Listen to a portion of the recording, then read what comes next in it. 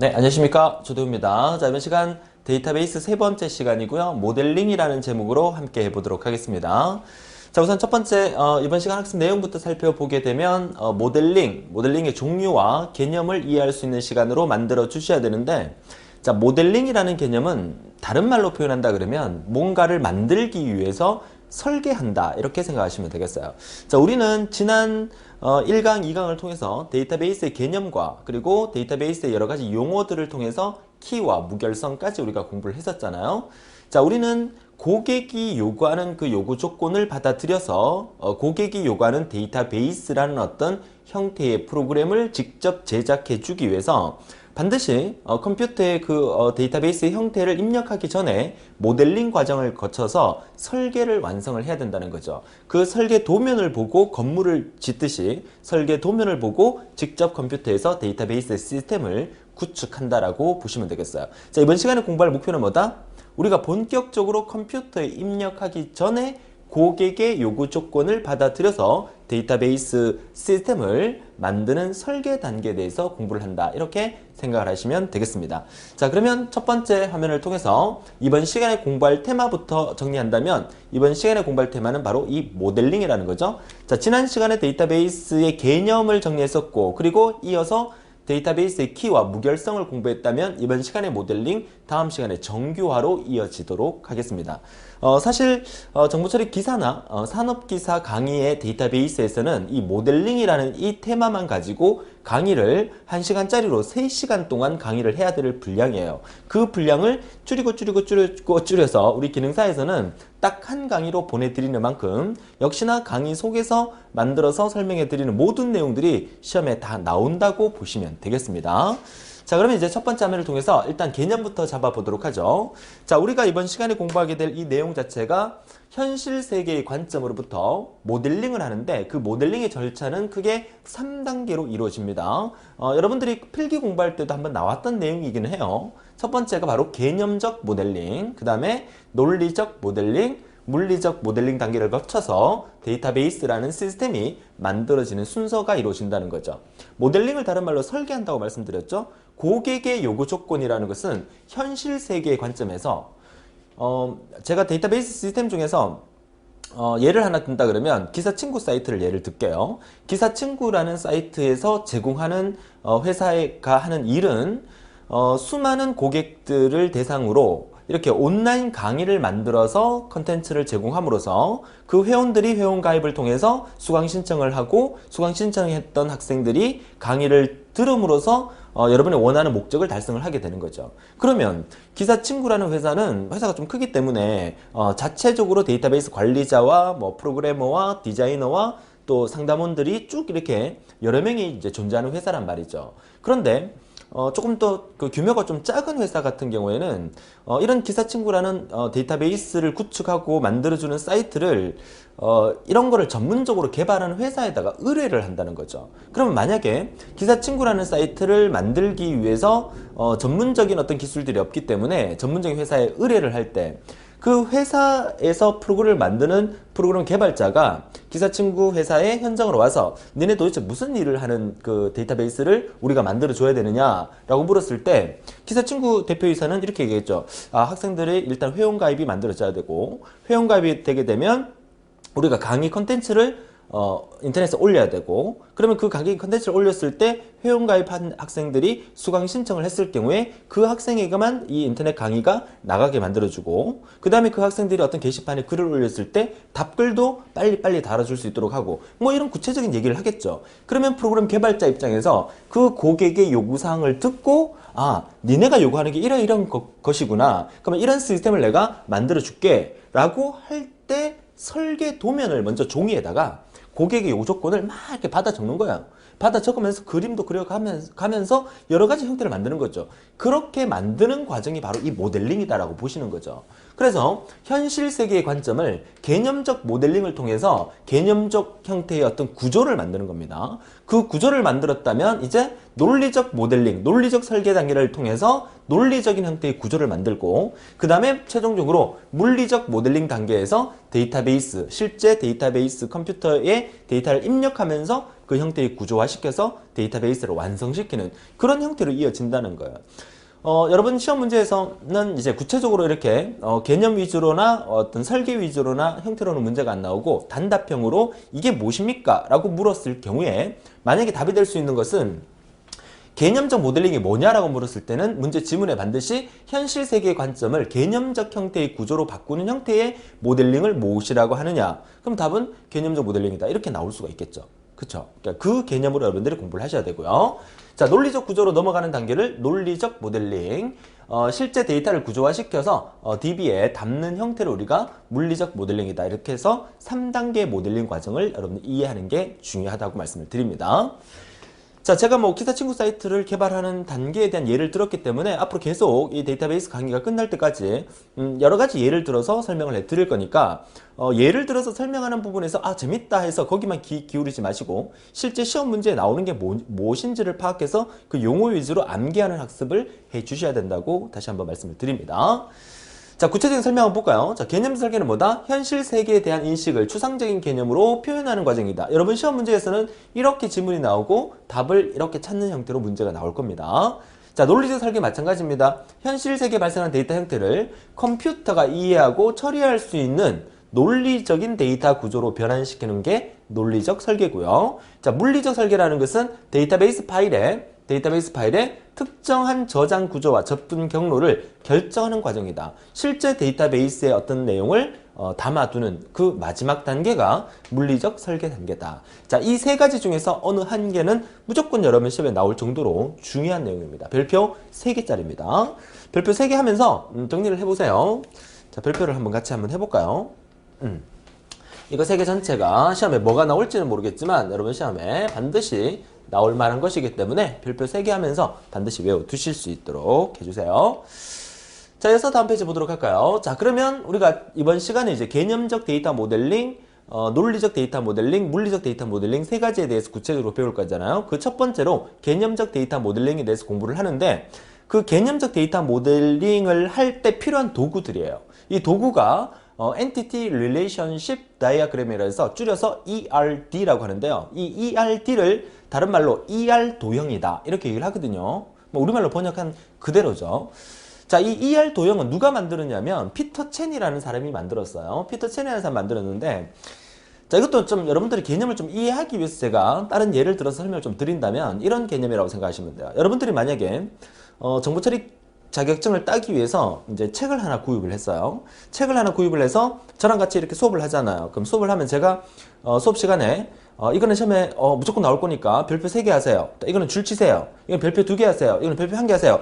이런 식으로 많은 설명을 하죠. 물론 제 강의뿐만 아니라 우리나라의 대부분의 뭐 국어 선생님, 영어 선생님, 수학 선생님 대부분의 선생님들도 수업 시간에 중요하다는 것을 뭐 별표하라 이렇게 할 거란 말이죠. 그런데 학생들 중에서 보면 꼭 이런 학생이 있죠. 정말 노트 정리 잘하고 책 정리 잘하는 학생이 있어요. 어떻게 빨간 펜, 파란 펜, 형광펜 막 동원을 해가지고 뭐 예를 들어서 어느 A라는 친구가 선생님이 시험에 무조건 나온다 했던 것은 빨간 펜으로 줄치고 빨간 펜으로 별표 2개 하고 그리고 또 선생님이 한 번씩 나올 수 있을 것 같아 좀 중요한 건 파란 펜으로 줄치고 그죠? 뭐 여러 가지 방법이 있었겠죠. 그 방법을 이렇게 공부하니까 한 달만 딱 공부하고 정보 처리를 딱 딴 거야. 그러니까 그 학생이 공부하는 방법이 너무너무 좋은 거야. 그래서 그 친구가 자격증을 따고 난 다음에 후배가 있어요. 후배가 선배님 저 자격증 하나 따려고 하는데 내가 옛날에 정보 처리 땄는데 내 책 빌려줄까? 그러니까 빌려주세요 선배님 해서 책을 빌려줬단 말이죠. 그러니까 그 친구가 후배가 그 선배의 책을 보니까 선배님 이거 빨간 펜은 뭐고 파란 펜은 뭐고 노란 펜은 뭐예요? 라고 선배한테 물으니까 빨간 펜은 이런 의미고 파란 펜은 이런 의미고 노란 펜은 이런 의미야 라고 설명을 해주니까 그 후배가 와 선배님 이렇게 공부하니까 너무너무 공부가 잘 되는 것 같아요. 나도 앞으로 이렇게 공부하겠어요. 하면서 그렇게 공부를 하기 시작했단 말이야. 그러면 그 친구도 자격증을 따고 되게 잘했단 말이에요. 그러니까 그 친구가 또 후배에게 그 방법을 그렇게 노트 정리하는 방법을 후배에게 전수해주고 그 후배가 그 다음 후배에게 전수해주고 이렇게 시간이 흘러서 몇십 년이 지났단 말이에요. 그죠? 몇십 년이 지나니까 대부분의 학생들이 노트 정리할 때 그렇게 하고 있는 거야. 그래서 그렇게 노트 정리하는 방법이 맨 처음에 했던 그 친구의 이름이 만약에 줄리다. 그럼 이거는 줄리의 법칙이다. 이렇게 되는 거예요. 무슨 말인지 아시겠습니까? 피터 첸이라는 사람은 데이터베이스 설계자입니다. 데이터베이스 설계를 하는데 초창기에 데이터베이스 설계를 막 이렇게 하려고 하니까 너무 이렇게 뭐 글로서 쓰기도 뭐하고 그쵸 컴퓨터에 바로 입력하니까 문제가 생기고 그래서 노트에다가 그림을 통해서 이렇게 설계를 한번 해봐야 되겠다 하다 보니까 그 후배들이 이 방법이 되게 좋은 거야. 그래서 이런 도형을 이용을 해서 데이터베이스를 설계를 하게 되니까 그 후배 프로그래머들이 괜찮은 방법이네. 이건 누가 맨 처음에 쓰기 시작했어? 피터 첸. 그래서 이거는 피터 첸의 ER 도형이다. 이렇게 얘기를 하는 거예요. 시험에 나오는 얘기는 아닙니다. 지금까지 했던 얘기가. 그쵸? 근데 우리가 지금 무엇을 공부하고 있는지, 이걸 왜 하고 있는지 그 개념을 알아라고 설명을 드리는 부분이기 때문에 잘 이해를 하면 도움이 되겠죠. 그냥 단지 직사각형 개체야, 마름모는 관계야 이렇게 외우는 것보다 내가 이거를 왜 해야 되는지, 이 피터 첸이 왜 이걸 만들었는지 그 개념을 이해하는 게 더 중요하단 말이겠죠. 자, 그래서 여러분 시험에 나옵니다. 실제로 나왔었습니다. 어떻게? 직사각형을 하나를 딱 그려놓고 이건 뭐 하는 겁니까? ER 도형에서 직사각형이 의미하는 바는 무엇입니까? 답은 개체였어요. entity. 이해할 수 있겠습니까? 자, 시험 문제에서 직접 이렇게 나왔었거든요. 어떻게 나왔냐면 이렇게 나왔어요. entity. 한글로 이렇게. 됩니까? 자, 요거 영어로 entity라고 읽으니까 한글로 entity 이렇게 나왔다니까요. 그죠? 그러니까 여기 나와 있는 이 영어들도 여러분들이 잘 봐두셔야 돼요. 그죠? 읽을 줄 알면 됩니다. 완전한 주관식이 안 나오고 보기에서 찾는 거기 때문에. 자, 직사각형은 개체를 나타내는 말이고요. 마름모는 관계, relationship, 관계를 나타내는 말입니다. 자, 동그라미는 타원입니다. 타원. 타원은 속성. 그래서 속성을 나타내는 기호를 무엇이라고 합니까? 답항 속에 뭐가 있냐면 이 그림이 있었던 경우도 있었지만 답항 속에 타원 이렇게 있었어요. 타원. 그러니까 이거를 여러분들은 타원이라고 답을 찾을 수도 있어야 된다고 말씀을 드립니다. 자, 그리고 타원 속에다가 이렇게 밑줄이 이렇게 딱 그어져 있어요. 그러면 이 속성 안에 밑줄이 그어져 있다면 이 속성은 기본 키, 프라이머리 키에 해당된다. 선생님 기본 키가 뭐예요? 라고 질문하면 안 돼요. 지난 시간에 우리가 키와 무결성을 통해서 기본 키에 대한 개념도 확실하게 우리가 잡아놨었죠.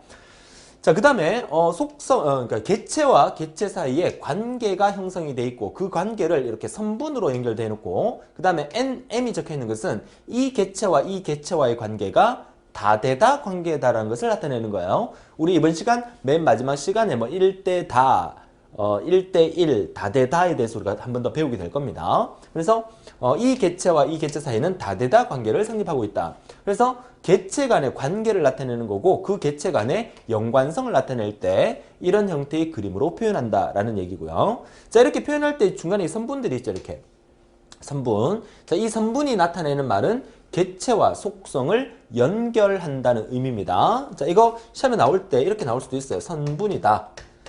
자, 선분이다. 펜이 잘 안 보입니까? 다시 한번 써볼까요? 노란색도 잘 안 보이네. 그죠? 까만색으로 써볼까요? 자, 까만색. 파란색으로 써볼게요. 선분. 파란색이 잘 보이네. 자, 선분. 자, 이해할 수 있겠죠? 개체와 속성을 연결하는 거 선분입니다. 자, 그 다음에 역삼각형 형태인데요. 요거는 아이사 관계, 이사 관계다 해서 부모와 자식과의 관계예요. 그러니까 이 역삼각형 위쪽에가 부모고 아래쪽이 자식이라면 부모 개체와 자식 개체 간의 연결을 나타낼 거니까 상속 관계다. 이렇게 얘기를 합니다. 자, 뭐가 나올지 모르겠지만 이 도형 자체를 묻는 문제가 한 문제 정도는 나올 수 있으니까 역시 도형을 다 외워주셔야 되고 이러한 도형을 만든 사람, 이 도형의 이름이 ER 도형이고 만든 사람은 피터 첸이라는 거 기억해 주시면 되겠어요. 자, 그러면 이런 도형을 위해서 우리가 어떻게 ER 도형을 그리느냐, 설계 도면을 어떻게 그리느냐 이렇게 그린다는 거죠. 자, 이게 무슨 말이냐면 피터 첸이 맨 처음에 A4 용지 이런 종이에다가 고객의 요구사항을 펜으로 막 이렇게 쓰니까 너무 답답하니까 그림으로 이렇게 고객의 요구사항을 그려갔다는 거죠. 자, 고객의 요구사항을 이렇게 그리니까 이 첫 번째 이 학생이라고 적혀있는 이 부분이 뭐라? 이 테이블의 이 릴레이션의 이름이고요. 개체 이름. 그 다음에 동그라미 안에 들어있는 얘네들이 뭐다? 속성이고요. 그리고 학번이라는 속성 밑에 밑줄에 그려져 있죠? 그러니까 이 학번이라는 속성을 기본 키로 쓰겠다라고 얘기를 하는 거예요. 됩니까? 자, 그러면 이렇게 된 것을 우리가 나중에 컴퓨터에 직접 입력하고 실제로 사용할 때는 어떻게 사용하게 됩니까? 여러분들은 이 그림을 보는 순간 머릿속에 얘가 떠올라야 됩니다. 얘가 뭡니까? 우리가 지금까지 공부했던 릴레이션이죠. 테이블이죠. 그러니까 이 릴레이션과 테이블의 이름은 학생이에요. 이 학생이라는 이 릴레이션의 속성은 학번, 이름, 학년, 학과로 구성되어 있죠. 그래서 이 속성이 학번, 이름, 학년, 학과인데 이 학번 밑에 밑줄이 이렇게 그어져 있으면서 이 학번을 뭘로 쓰겠다? 기본 키로 쓰겠다. 이렇게 된 거죠. 그러니까 이렇게 설계하고 난 다음에 이 설계도를 보고 실제로 이런 테이블을 만들어내는 과정을 진행을 하게 되는 겁니다. 이해하셨죠? 자, 그래서 시험 문제 묻는다면 릴레이션이라는 말과 테이블이라는 말이 좀 헷갈릴 수가 있는데요. 자, 이렇게 된 이 부분을 우리가 릴레이션이라고 부르기도 하고 테이블이라고 부르기도 합니다. 초창기에 조금 문제가 오류가 나서 이런 기출문제가 나온 적이 있어요. 이렇게 막 설명해놓고 이걸 무엇이라 합니까? 답방 속에는 릴레이션도 있고 테이블도 있었어요. 결국 정답은 릴레이션으로 정답 처리가 됐어요. 왜 선생님 테이블은 정답이 안 됩니까? 테이블은 조금 이렇게 구체적으로 들어왔을 때 그 값을 의미하는 거지만 릴레이션은 좀 더 포괄적인 개념이에요. 그래서 그때 당시에 문제에서는 좀 포괄적인 개념으로 문제가 나왔기 때문에 정답 처리는 릴레이션으로 됐다는 거죠. 그래서 문제에서 포괄적으로 묻느냐 구체적으로 묻느냐 이 차이인데 뭐 사실 그 뒷부분에서는 지난 한 10년 가까이 이와 관련된 문제가 중복으로 나오지는 않았어요. 그러니까 여러분들이 실제 시험 문제에서 이런 형태의 테이블을 묻는다 그러면 답방 속에 테이블이나 릴레이션 둘 중에 하나가 있으면 그것을 답으로 하면 되는데 혹시나 두 개 다 답방 속에 있다 그러면 답을 릴레이션으로 하는 게 더 맞다라고 말씀을 드립니다. 자, 테이블과 객체와의 차이. 이 차이는 어떤 개념입니까? 어떤 개념? 설계 당시에 이런 것들을 부를 때는 객체라고 불러요. 객체. 근데 설계가 끝나고 실제 컴퓨터로 입력돼서 이런 형태로 만들어지면 우리는 테이블 또는 릴레이션이라고 부르는 거죠. 결국은요, 기본 어떤 속성은 테이블, 릴레이션, 객체 다 똑같은 말입니다.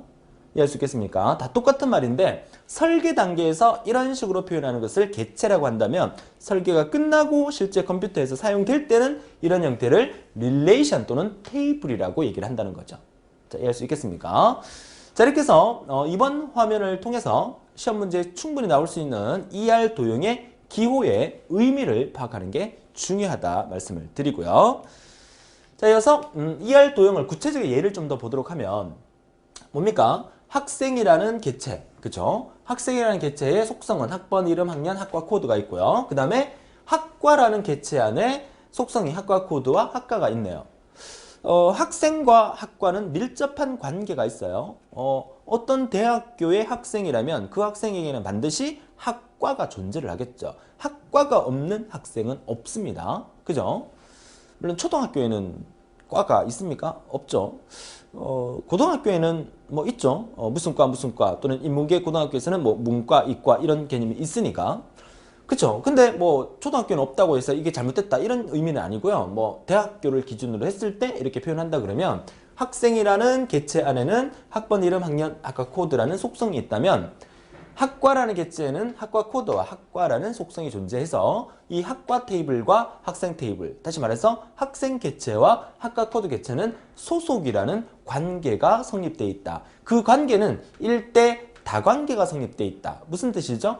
학과 하나에는 예를 들어서 컴퓨터 공학과 안에는 여러 명의 학생이 존재할 수 있다. 이 얘기죠. 그죠? 근데 한 학생이 여러 개의 학과를 다니고 있다. 이건 아니라는 거죠. 그쵸? 자, 그런 개념이라고 보시면 되겠어요. 그래서 여러 명의 학생이 하나의 학과에 소속될 수 있으며 한 명의 학생이 여러 개의 학과에는 소속될 수 없다는 것을 그림으로 표현한 거, ER 도형으로 표현한 얘가 바로 이렇게 표현한다는 거죠. 이해할 수 있겠습니까? 자, 그러니까 다시 정리를 합니다. 고객이 있습니다. 그죠? 고객이, 야, 우리 프로그램 이렇게 만들어줘. 그러면 니네 예를 들어서 이 고객은 누굽니까? 어느 대학교에 새롭게 대학교를 하나 설립해서 우리 학과의 데이터베이스 시스템을 구축하고 싶어. 그럼 데이터베이스 관리자가 그 대학교의 뭐 학과장이나 누구를 만나겠죠. 만나갖고 자, 어떻게 프로그램을 짜드릴까요? 라고 얘기하니까 대학교 학과장이 우리 대학에서는 학과가 여러 개가 있는데 그 한 학과에 여러 명의 학생이 존재할 수 있지만 여러 명의 그 학생이 여러 개의 학과는 다닐 수가 없습니다. 그렇게 데이터베이스를 설계해 주세요. 그러면 데이터베이스 설계자가 네 알겠습니다 하면서 이렇게 그림을 그리는 거란 말이죠. 이해할 수 있겠습니까? 그럼 이렇게 그림을 그려놓고 난 다음에 실제 컴퓨터에 입력해야 되겠죠? 근데 입력하기 전에 지금 이렇게 그리는 단계가 무슨 단계야? 개념적 모델링 단계란 말이에요. 개념적 설계 단계. 예, 하셨죠? 자, 그래서 이런 식으로 만약에 일대 다관계가 성립된다. 그러면 어떤 개체와 어떤 개체 사이에 관계를 표시할 때는 1대 다관계도 관계지만 세 가지 타입이 있어요. 1대1 관계가 존재하는 경우도 있고 1대 다대다 관계, 세 가지의 관계에 대한 유형이 있습니다. 이 유형은 이따 뒤에서 다시 한번 보도록 하고 이번 페이지를 통해서 ER 도형은 피터첸의 ER 도형은 이런 식으로 그려나가는구나 라는 개념을 이해하는 게 중요하다고 말씀을 드립니다. 자, 관계 타입 유형 몇 가지 더 보도록 하죠. 두 번째 거는 강의에 대한 얘기인데요. 과목이라는 개체가 있고 교수라는 개체가 있어요. 어떤 대학을 예를 드는 겁니다. 어떤 대학에 조대호라는 교수가 있어요. 자, 조대호라는 교수의 교수 번호가 있고 이름이 있고 학과가 있겠죠. 그 다음에 과목이 있습니다. 저는 뭐 정보 처리를 지도를 한다. 아니면 컴퓨터 공학 중에서 뭐 시스템 분석 및 설계를 강의를 한다. 아니면 전자계산기 구조를 강의한다. 그런 과목이 여러 개가 있겠죠. 자, 그럴 경우에 한 교수는 한 개의 과목만 강의할 수 있도록 설계해 달라라고 얘기한 거예요. 그쵸? 그 대학의 학과장이. 그러면 예, 알겠습니다.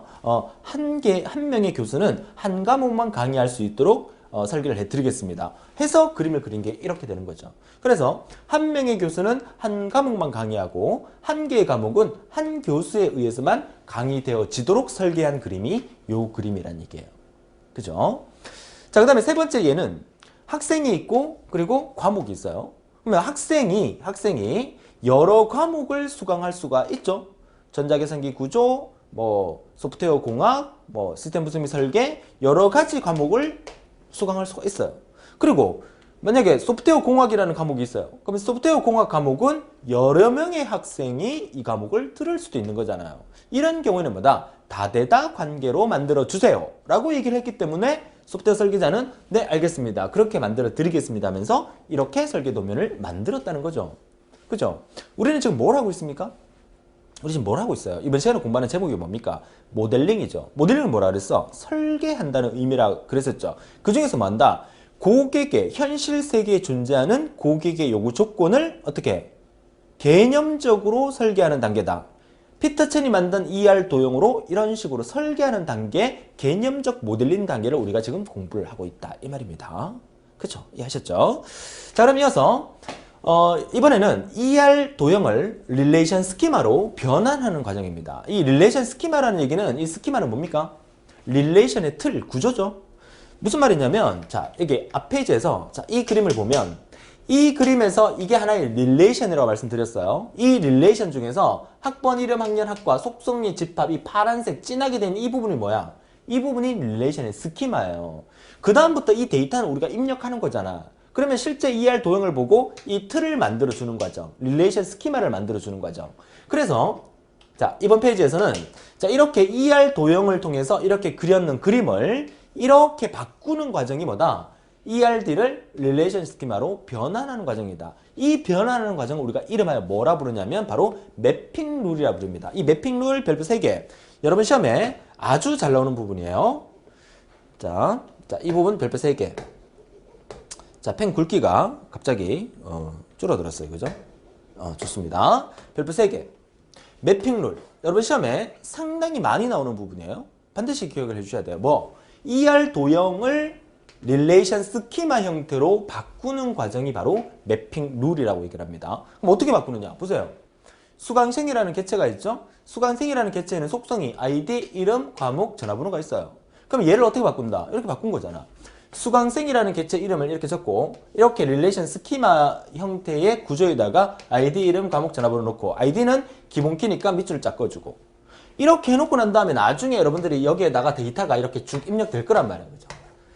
이렇게 A라는 아이디의 이름은 조고요. 과목은 컴퓨터공학이고요. 전화번호는 010이고요. 이렇게 수많은 학생들이 입력될 수 있도록 이렇게 입력될 수 있도록 이 전체의 틀을 만들어준다. 이 ER 도형의 이 그림을 보고 저렇게 틀을 만들어준다. 이 말이 ERD를 릴레이션 스키마로 변환한다. 그 변환하는 과정을 다른 말로 뭐라 부른다? 매핑 룰이라 부른다. 이해하셨죠? 그래서 매핑 룰의 의미가 상당히 중요하다고 강조를 해드립니다. 자, 그래서 이 부분은 뭡니까? 대학생이라는 개체의 이름과 학교라는 속성, 그쵸? 그 다음에 직장의 이름과 회사, 그 다음에 자영업의 이름과 회사 이름과 업종 이렇게 해서 세 개의 릴레이션 스키마로 만든 거죠. 근데 선생님 ID라는 거는 여기 없잖아요. 없는데 ID가 왜 들어가 있습니까? ID가 있어야 되죠. 왜? 여기에 ID가 있기 때문에 이 ID와 이 수강생이라는 개체와 대학생이라는 개체가 서로 연관성 있게 연결이 되려 그러면 만약에 ID가 없어버리면 이 ID가 여기도 포함되지 않게 돼버리면 얘랑 관계를 맺을 수가 없어요. 여기 역삼각형에서 I4, E4라고 적힌 것은 부모 자식 관계라고 상속 관계라고 앞 페이지에 설명드렸었죠. 그러면 이 부모 개체가 있다 그러면 이렇게 자식 개체가 부모 개체와 연관이 되려 그러면 ID라는 게 같이 존재를 해줘야만 이런 식의 관계가 성립될 수 있다는 걸 보여주는 거예요. 그러니까 매핑 룰을 통해서 ER 도형 형태를 릴레이션 스키마로 변환을 할 때 이런 식의 ID라는 그 속성을 같이 넣어줘야만 서로 관계를 형성할 수 있다는 것을 보여주는 겁니다. 이번 페이지 중요한 것은 바로 이 매핑 룰의 의미가 상당히 중요하다고 말씀을 드립니다. 자, 이해할 수가 있겠죠? 자, 좋습니다. 자, 이렇게 해서 다음 페이지 또 이어서 보도록 하죠. 자, 이번에는 교차 엔티티에 대한 얘기를 좀 해드려야 되는데 이 교차 엔티티도 여러분 시험에 상당히 많이 나오는 겁니다. 지금 제가 강의를 할 때 사실은 정보처리 기사나 정보처리 산업기사 강의를 할 때는 제가 이렇게 요약 형태로 강의를 하지 않습니다. 실제로 이 설계 도면을 여러 가지 형태로 구성해서 정보처리 기사 산업기사는 많은 지문을 통해서 이런 그림도 실제로 다 나와요. 다 나오고 난 다음에 이 그림과 이 그림의 연관성은 어떻게 되느냐 이렇게 나오기 때문에 기사 산업기사에서는 제가 그 부분까지 다 설명을 해드리는데 우리 기능사는 단답형으로 문제가 나오기 때문에 이게 뭐냐만 알면 돼요. 그러니까 앞 페이지에서는 뭘 알아야 된다? 매핑 룰이라는 단어가 의미하는 바가 뭐냐 그거 알고 있는 게 중요하고요. 그럼 이번 페이지에서는 교차 엔티티라는 용어가 시험 문제에 잘 나와요. 기능사에서. 그럼 교차 엔티티가 뭐냐? 이 그림을 다 이해할 필요는 없어요. 교차 엔티티만 알면 돼요. 무슨 말이냐면 보세요. 학생이라는 개체의 학번, 성명, 학과가 있죠. 그 다음에 과목이라는 개체, 과목 코드, 과목명이 있어요. 그러면 학생이라는 개체와 과목이라는 개체 사이에는 서로 연관성이 있어야 되겠죠. 그 연관성을 만들 때 말음물을 통해서 수강이라는 릴레이션을 따로 하나 만들어줘야 돼요. 이 수강이라는 이 릴레이션, 이것을 매핑 룰을 통해서 릴레이션 엔티티 형태로 만들게 되면 수강도 하나의 테이블 형태로 만들어지는 거거든요. 그러니까 이렇게 하나의 테이블 형태의 구조로 이렇게 만들어지니까 이 부분을 우리가 뭐라 부른다? 얘를 우리가 교차되는 엔티티다. 교차 엔티티다. 이렇게 부르는 거예요. 교차 엔티티. 뭐 얘랑 교차하기 위해서 필요한 거. 자, 이건 조금 못한데요. 여기가 n이라면 여기가 아니고 여기에 m 이렇게 됩니다. 이렇게. 그래서 다되다 관계가 성립한다. 학생과 과목 간에는 다되다 관계가 성립한다는 얘기죠. 그쵸? 자, 그런 얘기입니다. 그래서 다되다 관계인 경우에는 관계를 별도의 테이블로 구성해야 된다. 다되다 관계인 경우에는 관계를 별도의 테이블, 이 별도의 테이블이 이 테이블이라는 거죠. 이게 뭐다? 교차 엔티티다. 여러분 시험에 어떻게 나올 수 있냐면 다되다 관계일 경우에 별도의 엔티티, 별도의 테이블로 만들어야 되는데 그 별도의 테이블을 무엇이라고 부릅니까? 답은 교차 엔티티 이렇게 되는 거예요. 자, 아셨죠? 자, 그래서 얘를 역시나 매핑 룰을 통해서 이 ER 도형 전체를 매핑 룰을 통해서 이렇게 바꾸면 그림 모양은 이렇게 만들어진다는 겁니다. 그쵸? 자, 이렇게 정리하시면 되겠고 1대1이나 1대-n인 경우에는 웨리키의 추가로 해결할 수 있지만 다대다일 경우에는 반드시 교차 엔티티가 필요하다는 얘기죠. 웨리키 무슨 말인지 알죠? 포린키, FK라고 표현하면서 포린키라는 것은 하나의 테이블에 지난 시간에 키와 무기를 선할 때 우리가 배웠어요. 그죠? 하나의 테이블에 학과 코드라는 게 있으면 학과 코드를 여기서는 A, B, C로 표현했었잖아요. 근데 학과라는 테이블을 따로 만들어서 학과 코드가 A인 경우에는 컴퓨터공학과, B인 경우에는 무슨 과, C인 경우 무슨 과 이렇게 따로 표현할 때는 이 학과 코드와 이 학과 코드를 서로 외래키로 연결하면 이 테이블과 이 테이블을 관계를 맺을 수 있었지만 그럴 경우는 이 테이블과 이 테이블이 1대 다나, 그죠? 1대 다나 또는 1대 N인 경우에는 그렇게 외래키로 만들어주면 되지만 이런 식으로 다대다일 경우에는 중간에 교차 엔티티를 만들어서 그러면 수강 테이블 얘와 얘가 1대 다가 되는 거고 얘와 얘가 1대 다를 만들어주게 되는 거예요. 그렇죠? 자, 그렇게 분리시킨다는 의미가 되겠죠? 자, 교차 엔티티에 대한 얘기를 해드렸고요. 자, 이어서 ER 모델을 이제 정리를 해보도록 하면 이렇게 만들어진 게 우리가 ER 모델이었어요. 그죠? 자, ER 모델, 이 모델을 이런 형태의 릴레이션 스키마로 만드는 과정을 우리가 뭐라 불렀죠? 뭐라 불렀어요? 벌써 까먹었어요? 매핑 룰이다. 매핑 룰이다. 뭐 몇 자, 뭐 안 몇 자를 쓰나 바깥 몇 자를 쓰나 똑같은 의미입니다. 그죠? 영어기 때문에. 자, 매핑 룰. 그래서 ER 도형을 릴레이션 스키마로 만드는 과정을 매핑 룰을 통해서 릴레이션 스키마로 만들었어요. 그러면 이렇게 만든 릴레이션 스키마를 우리는 실제 컴퓨터에 입력하는 과정으로 만들 거면 이런 형태의 그림을 많이 쓰게 됩니다. 그러니까 이 단계는 어떤 단계냐면 실제로 이제 프로그래머가 고객의 요구사항을 현장에 가서 다 듣고 종이에다가 ER 도형으로 다 그렸겠죠. 그럼 그 ER 도형 그렸는 것을 들고 사무실로 왔습니다. 사무실로 와서 아까 고객하고 얘기했던 걸 생각해 가면서 컴퓨터 입력하기 전에 또다시 뭔가의 그림을 이렇게 막 그려요. 그쵸? 그 그림은 이렇게 릴레이션 스키마 형태로 만들고 다시 정보공학적 표현 방법이라고도 얘기를 하는데 이런 형태로 만들어준다는 거죠. 똑같은 개념이에요. 보세요. 학생이라는 개체에 학번, 성명, 학과가 있죠. 그러면 학생이라는 개체에 학번, 성명, 학과가 있는 거야. 근데 학번이라는 걸 밑줄에 기본키로 쓰기로 했기 때문에 기본키는 이렇게 따로 박스를 만들어 둔 거예요. 그러면 이거 전체가 뭐야? 학생이라는 개체가 되는 거야. 요거 자체를 그대로 이렇게 표현한 거예요. 그럼 수강이라는 것도 마찬가지죠. 수강이라는 테이블을 따로 만들었어. 교차 엔티티죠. 따로 만들어서 이렇게 박스를 만들었는데 수강이라는 이 테이블 안에는 원래 속성이라는 게 존재하지 않았잖아요. 그러면 이 학생이라는 개체와 이 학생이라는 개체를 서로 연결하기 위해서는 이 수강이라는 테이블에서 학생이라는 개체의 기본키에 해당되는 학번이 와줘야 돼요. 그 다음에 수강이라는 테이블을 만들기 위해서 과목과 연결할 때 과목이라는 개체의 과목 코드의 기본키죠. 기본키가 수강이라는 테이블에 와줘야 돼요. 그래야만 얘가 이렇게 연결이 되고 이렇게 연결이 될 수 있다는 거죠.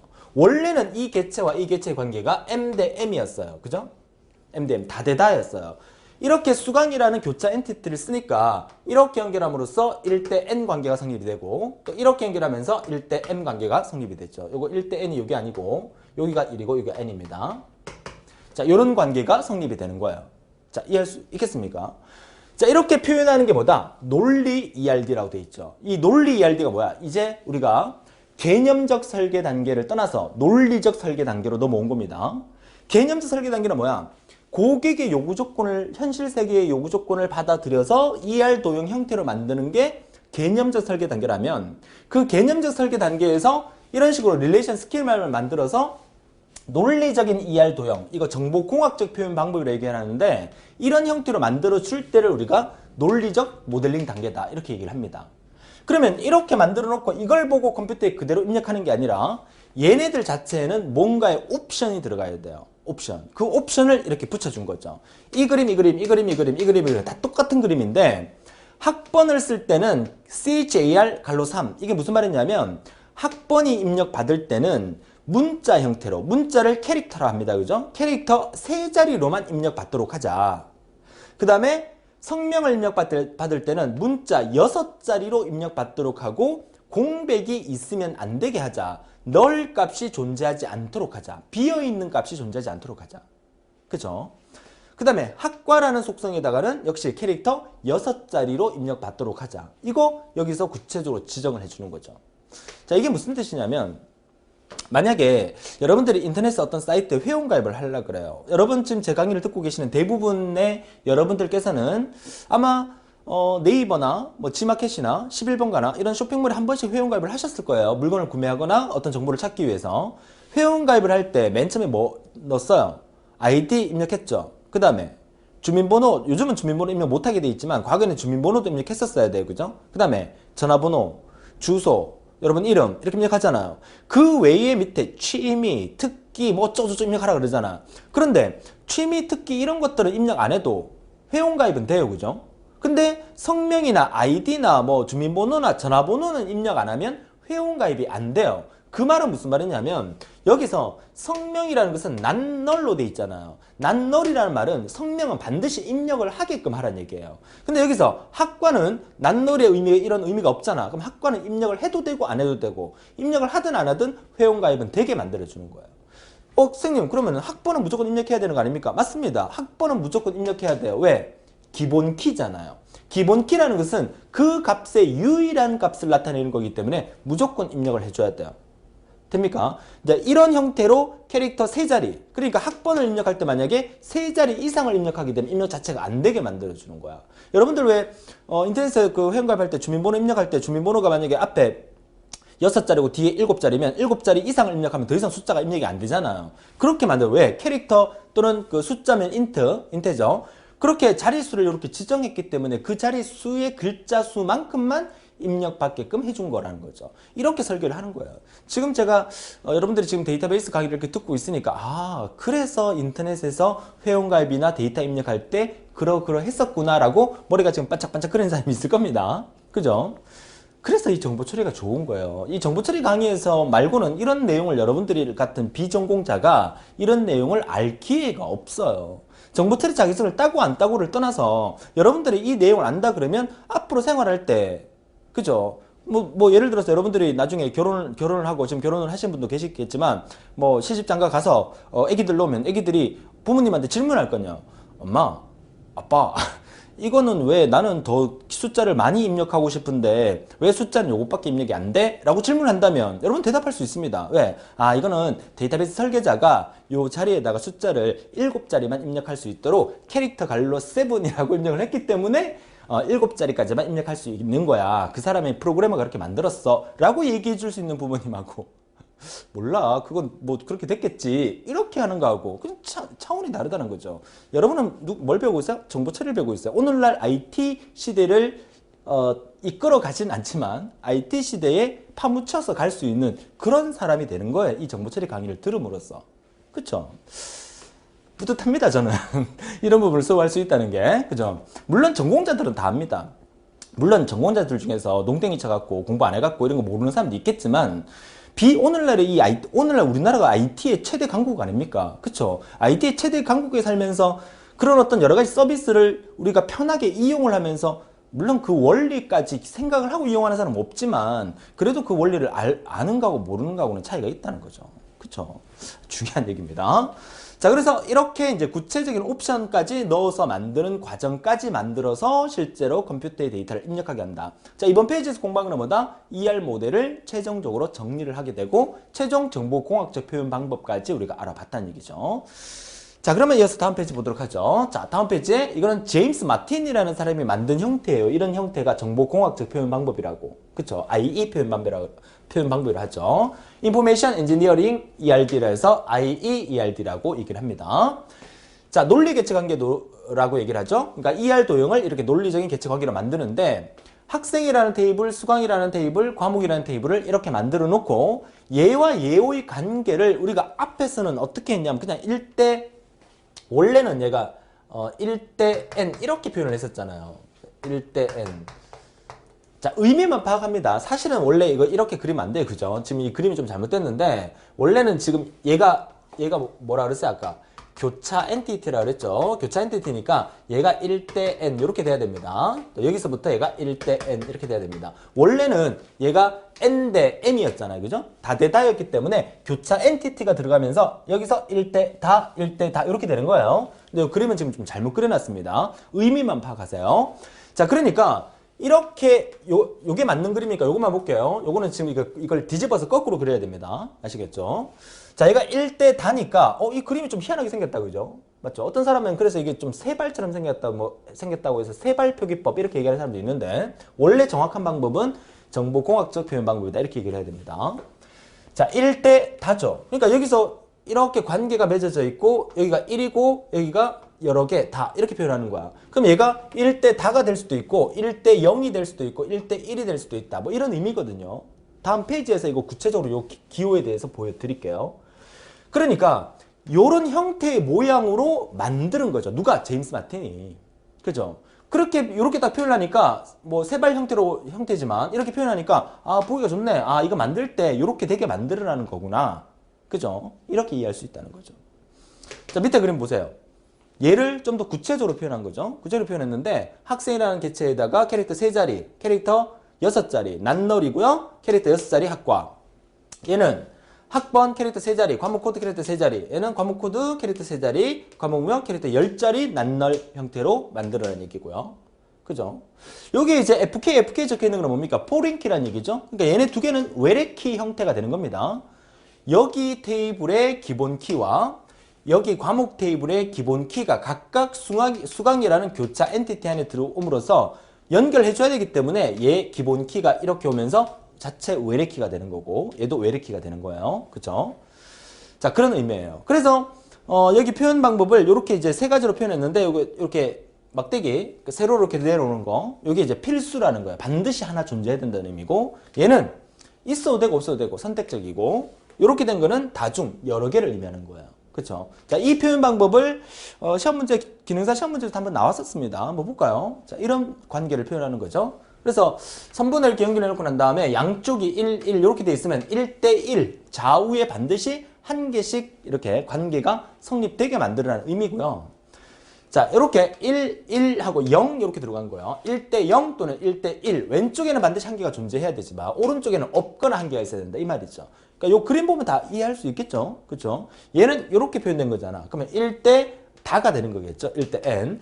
왼쪽에 반드시 한 개, 오른쪽에 반드시 여러 개가 돼야 된다는 거. 그렇게 이제 설계를 하라는 얘기죠. 자, 얘는 1대1과 1대 다가 되는 거예요. 그렇죠? 왼쪽에는 반드시 한 개, 오른쪽에는 한 개 또는 여러 개. 자, 마지막으로 1대 요거는 왼쪽에는 반드시 한 개, 오른쪽에는 없거나 한 개거나 여러 개거나 그 의미가 포함된 거죠. 그래서 정보공학적 표현 방법에서 제임스 마틴이 만든 이런 형태의 표기법도 여러분들이 기억을 하고 있으시면 돼요. 그렇죠? 자, 어떻습니까? 단답형으로만 설명을 드렸어요. 좀 더 구체적으로 많은 예를 들여서 좀 이렇게 그 실제 시스템이 돌아가는 형태의 것까지 제가 보여드리고 싶지만 우리 기능사에서는 거기까지는 필요 없고요. 이 정도 모델링에 대한 개념과 용어 정리만 하신다면 모델링 관련 문제는 충분히 여러분들이 다 해결할 수 있다고 보여집니다.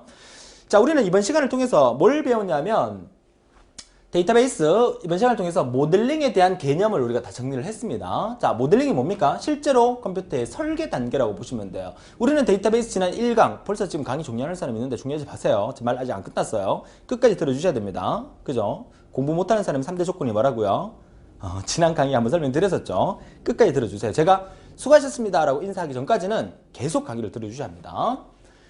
이 개념이 중요하기 때문에 우리가 지난 데이터베이스 1강을 통해서 데이터베이스의 개념에 대해서 공부를 했어요. 그리고 지난 2강을 통해서 무결성, 키와 무결성을 통해서 테이블의 여러 가지 의미와 릴레이션의 의미에 대해서 공부를 한 거예요. 그러면 이번 시간에 우리가 모델링을 통해서 실제 데이터베이스를 설계하는 방법에 대해서 공부를 했다면 다음 시간에는 이제 데이터베이스가 다 만들어진 거야. 컴퓨터에 입력한 거야. 입력해서 이렇게 작업을 하다 보니까 이 테이블 간에 어떤 문제점이 발생하는 거야. 나는 똑바로 만들었다고 생각하는데 써보니까 여러 가지 이상현상들이 많이 발생을 하는 거예요. 그 이상현상을 해결하기 위해서 만들어진 테이블을 이제부터 쪼개기 시작합니다. 쪼개는 거. 그쵸? 그 쪼개는 과정을 우리가 이름하여 정규화라고 얘기를 합니다. 그래서 다음 시간에 정규화 과정을 우리가 보도록 하죠.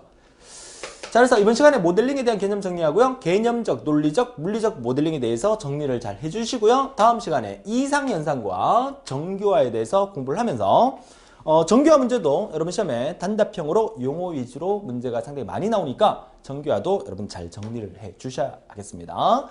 자, 오늘도 너무 고생 많으셨고요. 힘찬 하루 되시고 또 저녁에 강의 들으시는 분들은 좋은 꿈 꾸시고요. 다음 시간에 더 활기찬 모습으로 뵙겠습니다. 수고하셨습니다.